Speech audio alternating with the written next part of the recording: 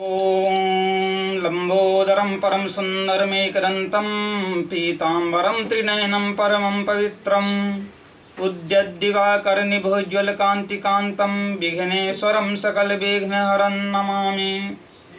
परमात्मा की असीम अनुकंपा, जिसके कारण हमारे जीवन में ये सौभाग्य क्षण आया कि आज महालक्ष्मी व्रत कथा श्रवण करने का, व्रत रहने का सौभाग्य प्राप्त हुआ।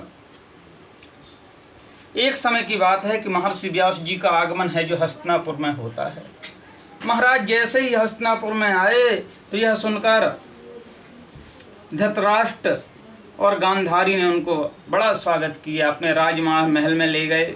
स्वागत करने के बाद व्यास जी ने गांधारी व माता कुंती है जो ये दोनों हैं जो व्यास जी के पास जाती हैं।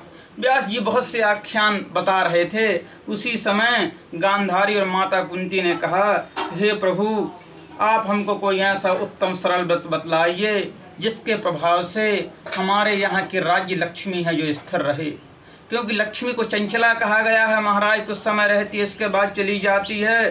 तो आप हमको वह व्रत और पूजन बतलाइए। महर्षि व्यास जी कहते हैं कि सुनो कुंती और गांधारी, ऐसा है कि वह महालक्ष्मी का व्रत है जिसको करने से है जो लक्ष्मी सदा स्थिर रहती है, जिसे प्रतिवर्ष आश्विन मास कृष्ण पक्ष अष्टमी को विधिवत किया जाता है। गांधारी और कुंती ने कहा, हे प्रभु, इस व्रत का विधान बतलाइए, किस प्रकार से करना चाहिए, कब करना चाहिए।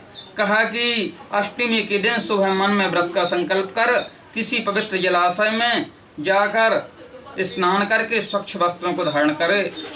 ताजा दूब से है जो दूबा से देवी महालक्ष्मी जी को जल छिड़क कर स्नान कराए, फिर प्राणायाम करे, प्रणाम करे और घर आकर शुद्ध 16 धागों का एक गंडा तैयार करे।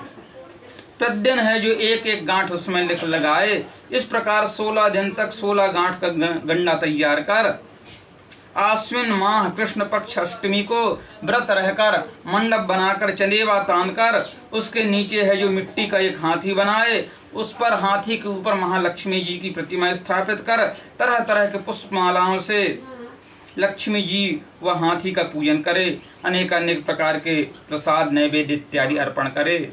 और ऐसा करने से आप लोगों के यहाँ लक्ष्मी जी स्थिर बनी रहेंगी। अब यह बतलाकर व्यास जी महाराज अपने आश्रम में चले जाते हैं। माता कुंती और माता गांधारी दोनों ने ही जो भाद्रपद शुक्ल पक्ष अष्टमी से राजघराने और नगर की समस्त नारियों ने महालक्ष्मी जी का व्रत प्रारंभ किया। कुछ महिलाओं ने है जो गांधारी के साथ और कुछ कुंती के साथ। अब यह तैयारी चलने लगी। बहुत दिन तक तैयारी चलने के बाद आज वह दिवस आ गया, महालक्ष्मी जी का व्रत की तिथि आ गई और व्रत करने के लिए तत्पर सब लोग हुए।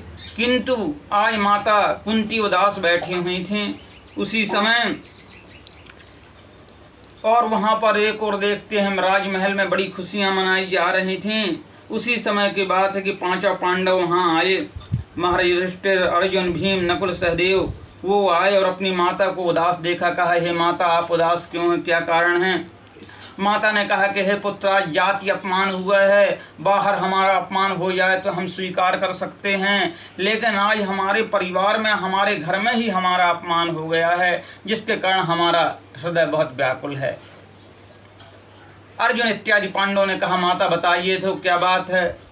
पूरी स्थिति बतलाई। उन्होंने कहा, पांडव कौरव हैं जो उन्होंने एक विशालकाय हाथी का निर्माण किया है। उनके यहाँ आज महालक्ष्मी जी का पूजन होने वाला है सायंकाल के समय।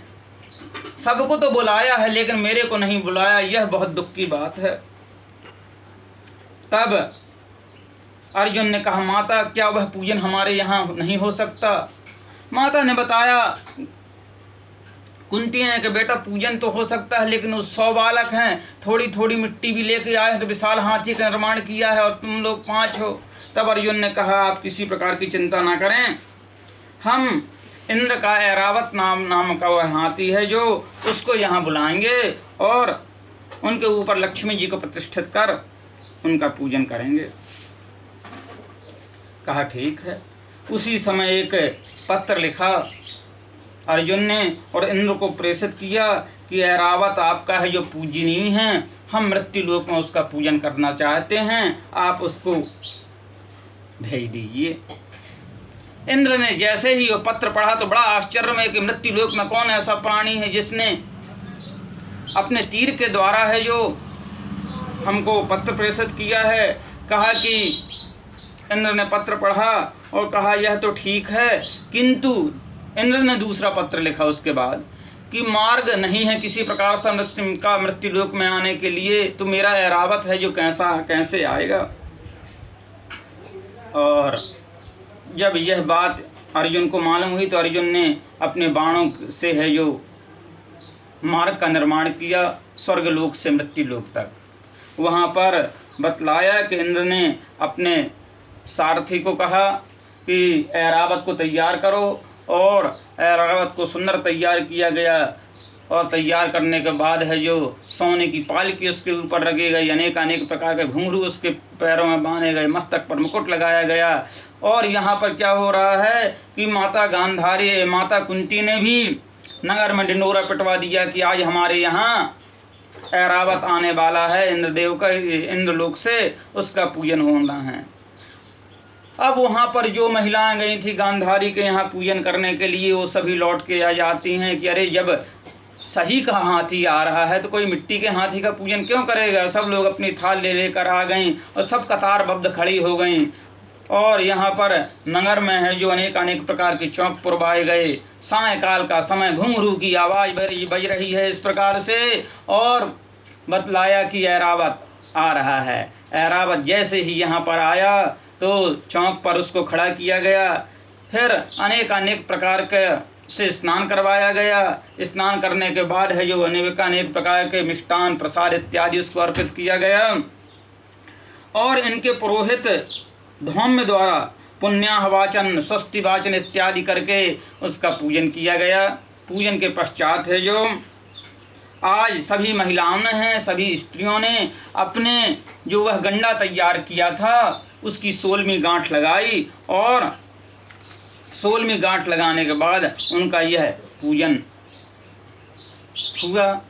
बतलाया गया इसके बाद है जो ऐरावत के ऊपर महालक्ष्मी जी को बैठाला गया, उनका षोडशोपचार विधि से पूजन किया गया।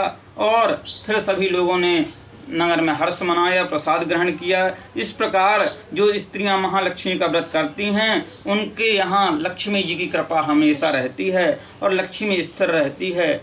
इसलिए यह व्रत है जो सभी व्रतों में श्रेष्ठ माना गया है। और जो भी प्राणी, जो भी स्त्रियां इस व्रत को करती हैं उनको ऐश्वर्य धन की प्राप्ति होती है। बोलिए महालक्ष्मी महारानी की जय।